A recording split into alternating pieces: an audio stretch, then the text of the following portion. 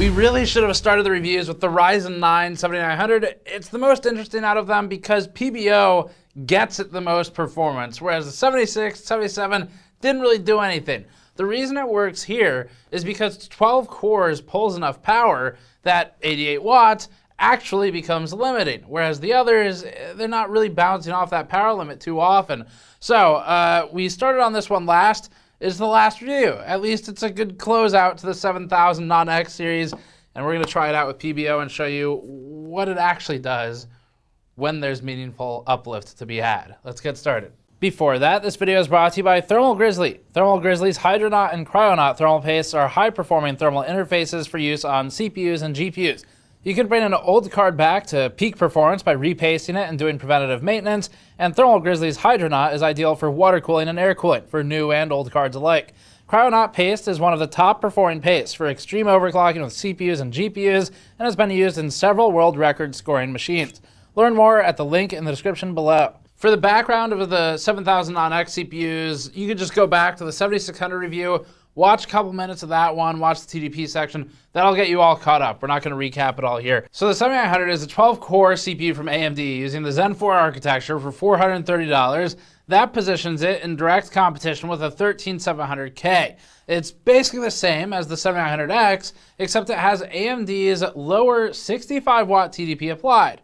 That means it's limited to 88 watts of socket power out of the box, which is actually pretty constrictive for a 12-core in some situations. But PBO works as an inverse eco mode if you want to take away all of the benefit of the non-X CPUs except for the price. You still get the price benefit, and that's why these are interesting for enthusiasts who want some extra performance for a little bit cheaper. Let's explore some of the thermal and power behavior first. So thermals were a big talking point during the original 7000 launch because higher core count parts ran right up against AMD's thermal limit. As a reminder, this was by design. AMD was pushing these to 95 degrees Celsius as the determiner of the frequency. So instead of saying, let's just run it at the maximum power we're going to allow, and the frequency is whatever it is, now they're saying let's run it at the maximum temperature that we're allowed. Power is still in there, but not as the driving factor. Here's a chart. So the 7900X's line is in red here.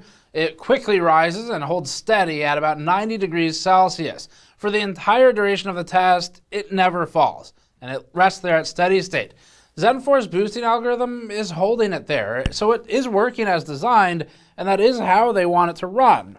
Now let's see what it looks like when you run one that's limited to AMD's 88 watt package power target. The 7900 non-X only rises to the low 40 degrees Celsius range, nearly 50 degrees Celsius below the original. This thing is massively easier to cool due to that power constraint. The cost is absolute performance, but just like with eco mode on the X, you have the choice, and you're not necessarily losing a lot, just depends. We'll look at power consumption at the EPS 12 volt cables now. In this, the R9 7900 ran at 86.4 watts, or about the same as the R5 7600 and the 7700 R7 CPUs. That should make it far more efficient than the 7600 in our Blender testing later. Enabling PBO blasted the power and pushed it up to 200 watts, so it's nearly identical to our 7900X result. That's a big swing, so even when the gains are more noteworthy, they do come at the cost of power. This just means that people who want the most output and care less about the efficiency could still benefit from a 7900 rather than a 7900X, as nothing much changes aside from the price. The Intel i7 13700K competitor pulls 280 watts in the same all-core workload. Now, to be fair to Intel in gaming, that'll fluctuate more and be more variable and generally lower.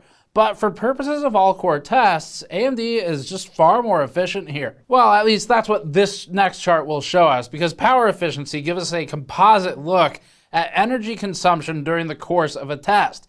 In other words, it's about how much total energy do we burn to complete the same amount of work with time as the variable. The R9 7900 stock CPU plotted at 26.7 watt hours, with PBO on that is, 26.5, so about the same with the X strapped to the end of it, and an impressive 13.8 watt hours out of the box. Now, it was written in that order because that's how long it took me to find the 7900 non-X on this chart. It was not anywhere close to the other two entries. So even though it's finishing the work slower, it's doing so in an impressively efficient way. Only the 7950X at 65 watts beats it here, and we already remarked that running the 7950X at 65 watts is generally just a waste of its potential. It's beyond sort of diminishing returns. So the 105 watt eco mode is a far better balance for that one. Now, the competing 13700K at 38 watt hours is clearly significantly less efficient than these options, even if it's faster, and we'll see. Let's take a look at that. Blender Cycles rendering is up first for the production benchmarks, where we run a tile-based render that loads each thread individually.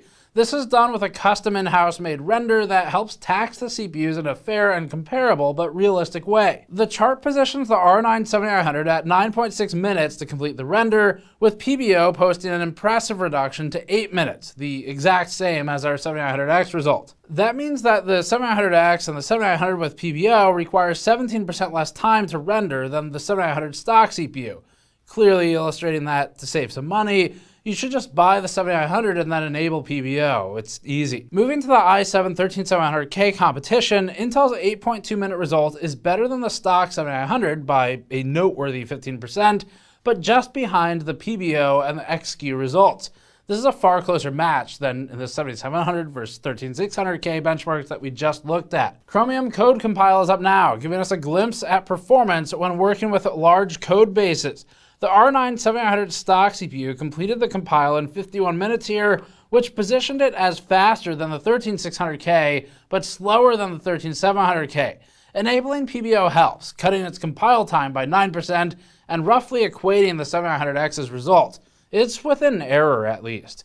The 13700K's 44-minute result has it 4% ahead of the 700X, similarly ahead of the 7900 PBO, and 14% ahead of the 7900 stock. Next, we're testing compression as measured in millions of instructions per second.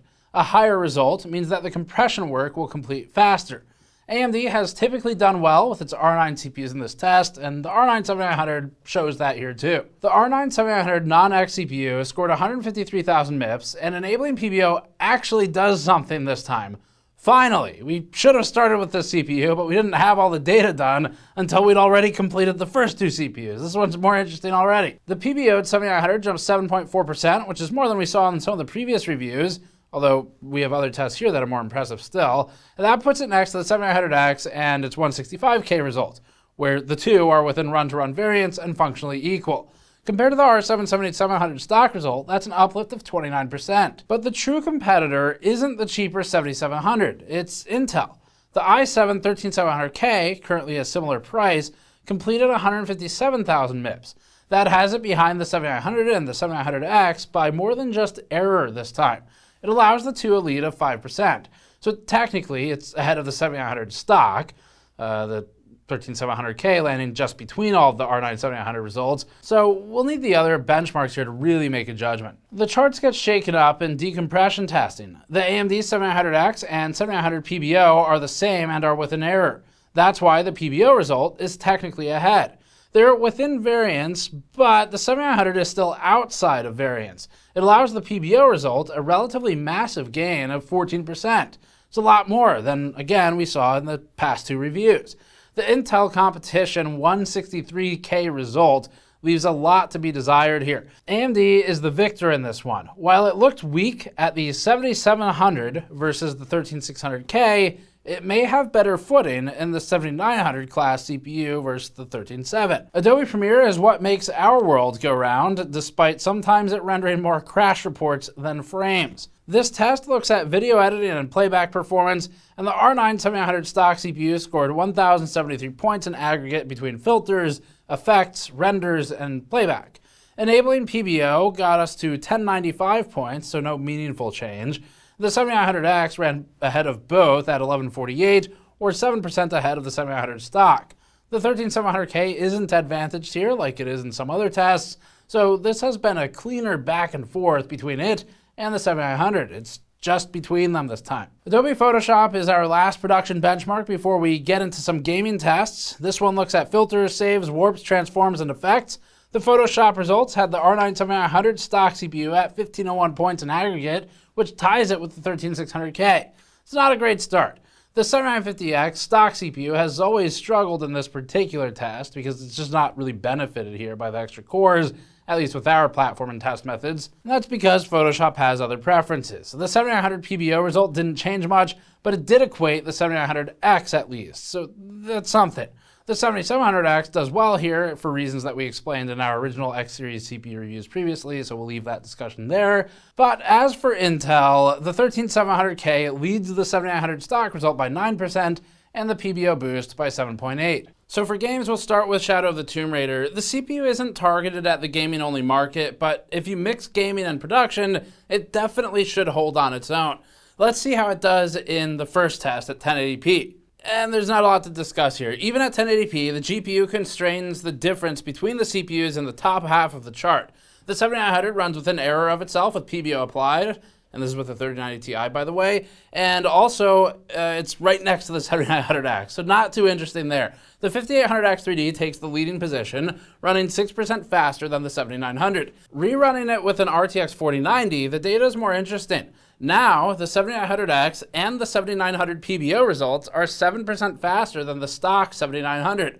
Both are running at 284 FPS average here. So what's happening here is that the 7900 at stock is hitting the 88 watt PPT limit out of the box, and the X version has a higher stock limit, which applying PBO to the non-X effectively does the same thing. It removes the limit entirely. Normally, games don't cause CPUs to hit power limits like this, but like we saw in production benchmarks, 12 cores can definitely demand more than 88 watts in the right scenario. This means that the 7900 is a better value than the 7900X here. However, when we look at the whole picture, the 7600 is clearly where Ryzen 7000 gives the best value for this game if you don't do production work with the same machine. Just quickly here, the 13900K is ahead of the 7900 by 14%. The 5800X3D really stretches its legs here with an impressive 10% lead over that, like on top of it. And in the situation where AMD's 3D V-Cache offers more benefit than raw core performance, the X3D is really shining. So we'll have more of those to look at in February with the 7000 series. Cyberpunk 2077 is another test where the 7900 ran against the power limit. With PBO applied, and with an RTX 4090 here, the 7900 gained 3% over stock, running at 223 FPS average. That's a really marginal gain and only significant compared to the rest of the game tests. That said, the 13600K was able to beat even the 7900 with PBO applied by 6%. And as a reminder, that CPU, the 13600K, is about $100 less expensive, so it's pretty promising here. Moving on to Far Cry 6 at 1080p, the 7900 lands on the chart at 167 FPS average, which is tied with the 7700X and falls within error of the 7900X. If you've been watching all of these non-X reviews, it won't come as any surprise to you to see these results. Unlike in production or earlier game tests, PBO doesn't affect any change here. It's consistent with the results we saw in the 77 and the 76 reviews as well. Far Cry is another game that really likes cache, and that's evidenced by the 58X3D taking the top spot and AMD performing 14% better than its own 7900 with the older X3D part. Compared to the closest price Intel competition, the 7900 allows a 14% lead to the 13700K, which itself is within variance of the 13900K and represents a better value at this price point. The tight positioning of the 13700K to the 13900K continues throughout our game suite, so we'll drop the i7 for most of the remaining charts. Next up is Rainbow Six Siege at 1080p, starting with the 3090 Ti, but we have a 4090 also. Even though this test isn't technically GPU bound, the results are compressed enough to make it hard to distinguish between a wide swath of parts. It's interesting because it's a study in how, even though there's a constraint sort of on the GPU, it's not entirely on the GPU. There's always more to the story than this. So for example, driver overhead or game engine behavior. Anyway, the 7900 is tied with all the other Ryzen 7000 parts and the 58X3D at just over 600 FPS average. The 13900K is the fastest on the chart at 5% over the 7900. With the 4090, we've clearly established that this game isn't purely engine bound on some arbitrary FPS limiter like we've seen in other games, and we've broken the 800 FPS barrier. Finally, our frame rate is high enough to go pro. Now we can do it. That's all we were waiting on before forming a GN Pro team, and it's done. So we'll see you at the next esports thing. Because of this change, we now have a little more resolution between CPUs. The 7900 is able to push out 798 FPS average here, but still functionally ties with the 7900X and the 7600. So compared to the 58X3D, the 7900 gives maybe 4% more performance, but overall, even with the higher frame rate, the scaling hasn't changed too much between some of these parts. There's a little more resolution, but not much. But the increased GPU horsepower does let the 7700X separate itself from the other 7000 CPUs in a very narrow 2% uplift over the 7900. Non-X, that is. Now, as for why this happens, some games prefer a single CCD 6 or 8 core Ryzen CPU over the dual CCD 12 and 16 core models. And last year, the 13900K pushes to 860.7 FPS average, a record number for any of our benchmarks. It's got an 8% lead over the 7900. We look forward to breaking the 1 kilo FPS number in the future. Taking a look at F1 2022 with the 4090, we see some scaling here. Now the 7900 falls just on the edge of error with the 7600. It has a 2% lead here. Another interesting thing is the 7900's 8% margin over the 13600K. We rechecked this to make sure this behavior was repeatable, and it is. Overall, everything on this chart runs F1 well. Even the quad-core 12100F holds an impressive 267 FPS average. Moving on to Final Fantasy XIV at 1080p and back on the 3090 Ti, the 7900 is again tied with the 7900X and the PBO results. It doesn't quite do as well relative to the single CCD Zen 4 CPUs like the 7700X, which holds an 8% advantage. We wouldn't necessarily recommend the 7700X though, because Intel's cheaper 13600K is much more compelling and it runs 11% faster than that. The 13900K runs away with this one, blowing the 7900 out of the water by 37%. So again, the 7900 starts to make more sense for an efficiency-focused production build with maybe some gaming on the side. So the 7900 is pretty interesting actually for anyone who heavily utilizes multi-threaded applications, not just gaming. Not that exciting there, that's normal. But for things like the production workloads we do, workstation tasks, it gets interesting. It's very efficient. And its closest competitor is the i7-13700K. So in this instance, the 7900, based on MSRP alone, is $120 less than the 7900X.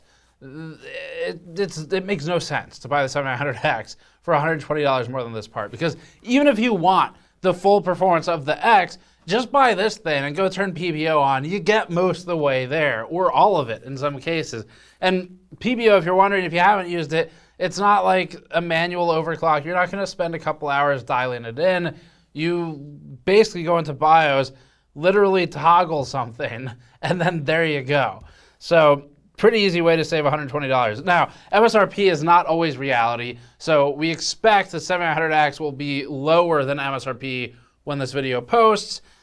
Even still, as soon as they're like $30 apart or more, it gets really hard to justify spending the extra money on the X. You'd be better off buying a better cooler and then getting some more boost out of it that way anyway.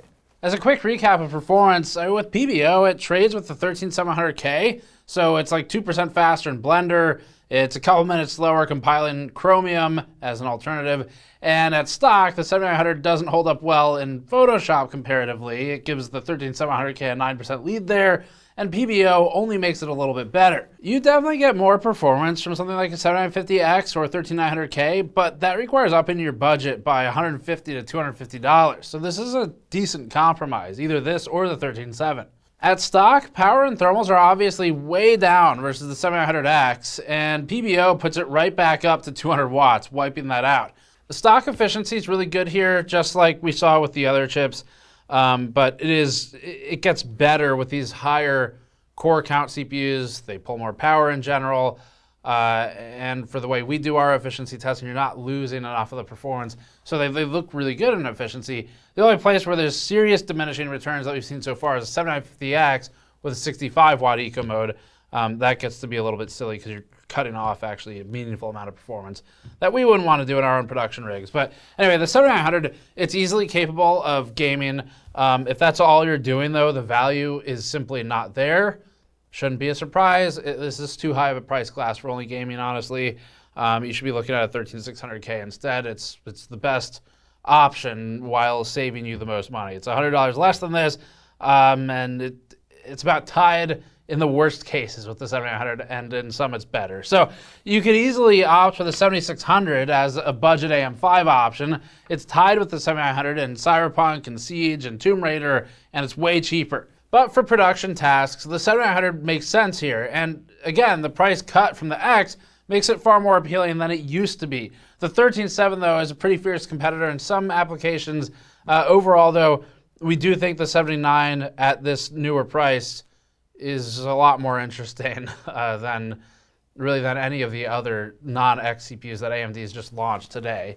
We just happened to start on this one last, so the review came out last. But there you have it. Prices have overall come down on the AMD 7000 series. We suspect that they will move further. We just don't know what direction. I don't think the non-X's will go up, but what we were talking about internally might happen is either they'll all come down a little bit, depending on what people are buying, if they're not excited by this, or the X SKUs might creep back up a little bit. For those holiday sales that happen to last like 3 months, maybe they'll finally end or partially end so that a bigger gulf is created to force more choice between them and not just have everybody buy the non-X CPUs or vice versa. So anyway, that's it for this one. Thanks for watching. As always, subscribe for more. We are through the core CPU reviews, and we've got a couple more content pieces coming up quickly, but just for those of you who follow everything we do regularly, we are going to be hitting a 1 to 2 week slowdown intentionally as I give time for all the staff to sort of recover from the review cycle, and also so we can just work on some new projects that we've had sitting waiting until we can get through the reviewing period that hit us right at the end of the year with the 4070 Ti now this. So you're going to see a little bit of a slowdown the next 1 to 2 weeks, but it's intentional, and we've got some really cool stuff planned coming out the other side of it. Thanks for watching. We'll see you all next time.